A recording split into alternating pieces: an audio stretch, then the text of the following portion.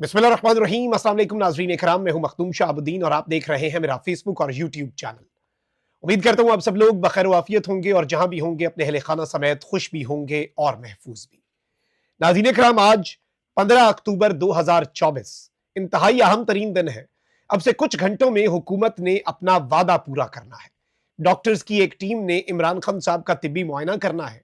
पाकिस्तान तहरीक इंसाफ ने रात गए अपने एहतजाज को खत्म करने और ये कॉल वापस लेने का ऐलान तो कर दिया है, लेकिन इसके बावजूद रात गए कुछ ऐसे इंसिडेंट्स हुए हैं जो बहुत से सवालात खड़े कर रहे हैं।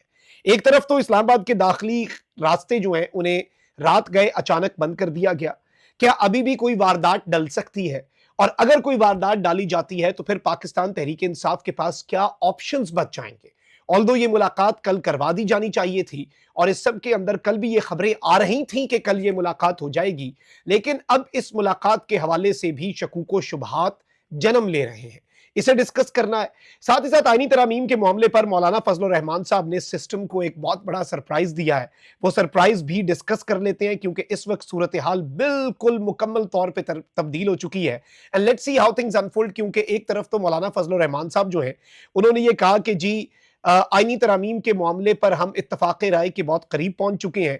इस सब में जो अहम तरीन चीज है वो ये है कि तमाम तर सियासी जमातों ने आईनी तरामीम के हवाले से अपना अपना मुसविदा पेश किया, बट पाकिस्तान तहरीक इंसाफ जो है उसने आईनी तरामीम के मामले पर अपना मुसविदा पेश नहीं किया।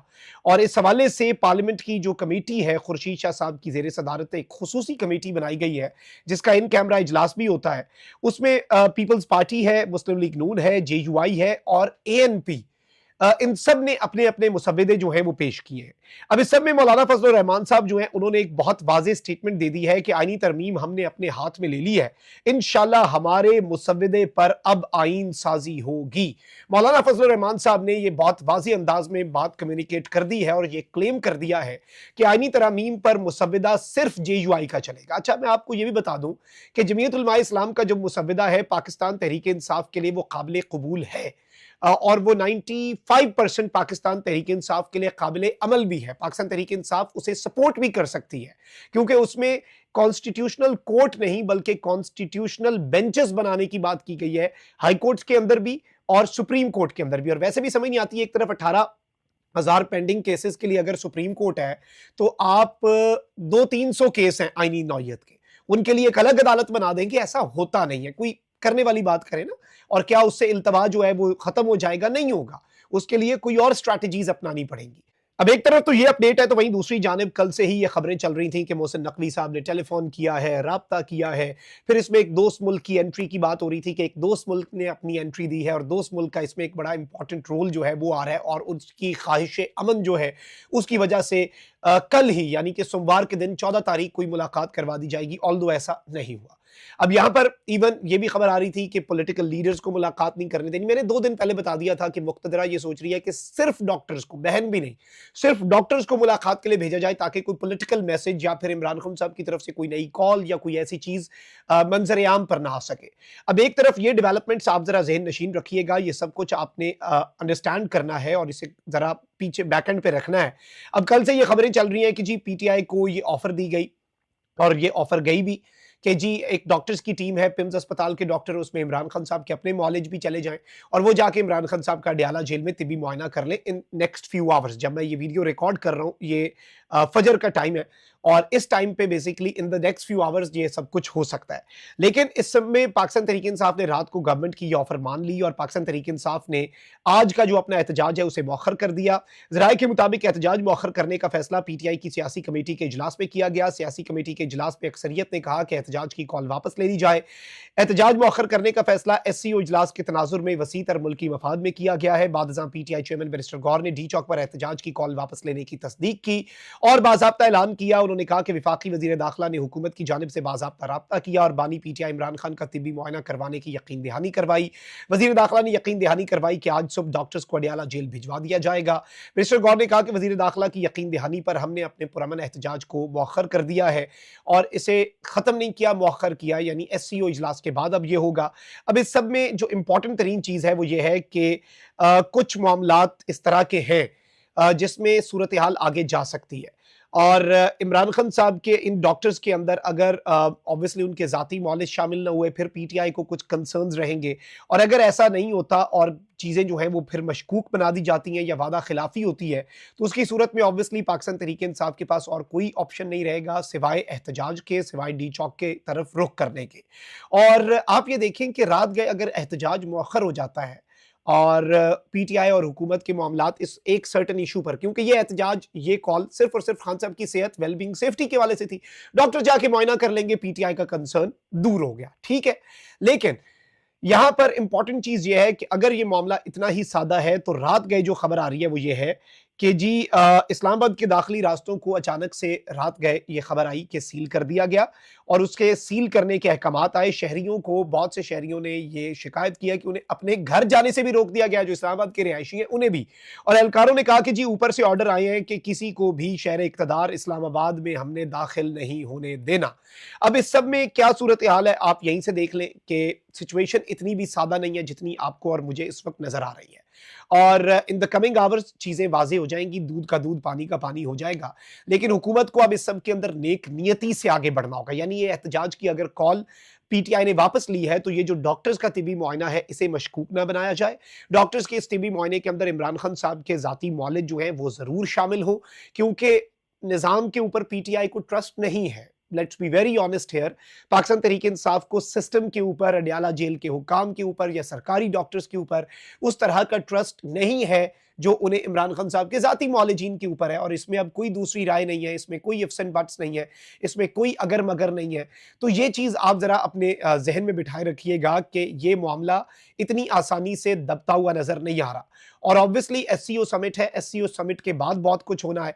ऑल्दो मौलाना फजल रहमान साहब ने ऐलान कर दिया है कि जी आईनी तरमीम का मामला मौलाना साहब के हाथ में है और जेयूआई के मुसविदे पर ही सब अपना काम करके आईनी तरमीम आगे लेके जाएंगे और किसी का मुसविदा मंजूर नहीं होगा।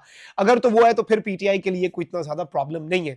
लेकिन अगर गवर्नमेंट जो है वो इस सब की आड़ में एससीओ समिट के फौरी बाद कोई वारदात करने की कोशिश करती है आईनी तरमीम के हवाले से, फिर चीजें खतरनाक हो जाएंगी। क्योंकि इमरान खान साहब से मुलाकात जो ऑफिशियल वकील, फैमिली या फिर पार्टी लीडरशिप की मुलाकात से पहले पहले आईनी तरमीम करना भी जरूरी है। क्योंकि इमरान खान साहब को इस बात का इदराक है कि ये आईनी तरमीम जो गवर्नमेंट का मुसविदा है अगर वो पास हो जाता है 26th कॉन्स्टिट्यूशनल अमेंडमेंट, 26वीं आईनी तरमीम, तो उसके बाद पीटीआई के पास बहुत कम ऑप्शंस रह जाएंगे। और ये एक 10 साला मंसूबा है। इसमें इवन चीफ इलेक्शन कमिश्नर, इसमें काजी फाइज, सब लोग रिटेन रहेंगे और इसी तरीके से निजाम चलेगा, बल्कि इससे भी ज्यादा खुल के, क्योंकि फिर वो खुल के खेलेंगे। अब तो हमारे पास लंबा टाइम है जी, अब तो आइन ने हमें इजाजत दे दिया, आइन के मुताबिक सब चल रहा है, ये हो गया वो हो गया, हम तो आइन पे अमल करने के पाबंद हैं और आइन में अब तरमीम हो चुकी है, ये सारी चीजें।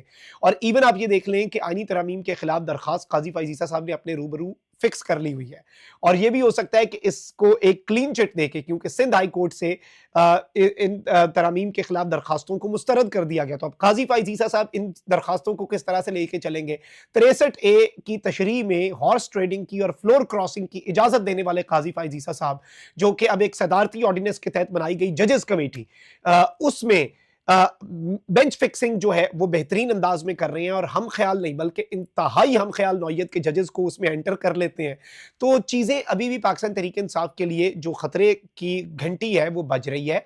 चीज़ें अभी भी ऑल इज नॉट वेल। और इस सब के अंदर कॉम्प्रोमाइज जो है वो पाकिस्तान तहरीक इंसाफ ने किया है। और ऑब्वियसली पाकिस्तान तहरीक इंसाफ इससे पहले भी 22 अगस्त को खान साहब ने खुद भी एहतजाज अपना जलसा मुअख्खर कर दिया था, क्योंकि वसी तर मुल्की मफाद था ना।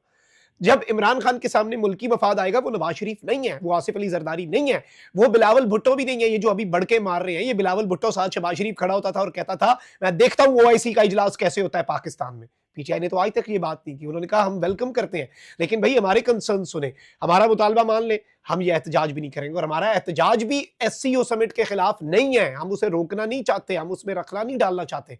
लेकिन ये लोग, इनका अपना तर्ज अमल क्या रहा है ये पूरी कौम को पता होना चाहिए। ये इतनी आसानी से कौम को पागल नहीं बना सकते।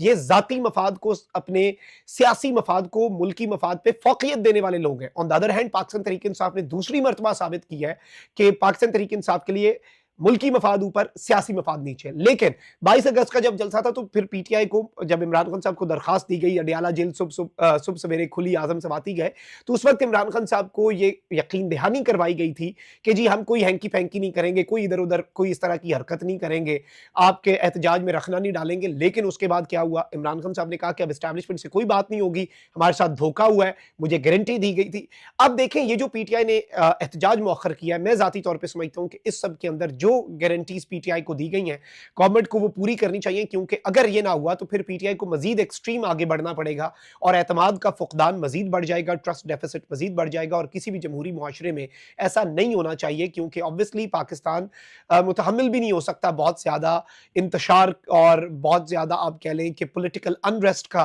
केओस का और खाना जंगी किसी सूरत हाल का। तो ये चीजें भी अरबाब इख्तियार को भी समझनी पड़ेंगी और सिर्फ पीटीआई का जिम्मा नहीं है मुल्की मफाद, बल्कि हुकूमत का, अरबाब इख्तियार का, निज़ाम के कर्ता धर्ताओं का भी है। तो वी होप कि आज का दिन जो है इमरान खान साहब के हवाले से जो कन्फ्यूजन थी वो क्लियर हो, तभी जाके मामलात आगे बेहतर अंदाज में चल सकेंगे, वरना मामलात जितने खराब आज होने थे उससे ज्यादा इन द कमिंग डेज हो सकते हैं। अपना बहुत ख्याल रखिए। अल्लाह निगहबान। पाकिस्तान जिंदाबाद।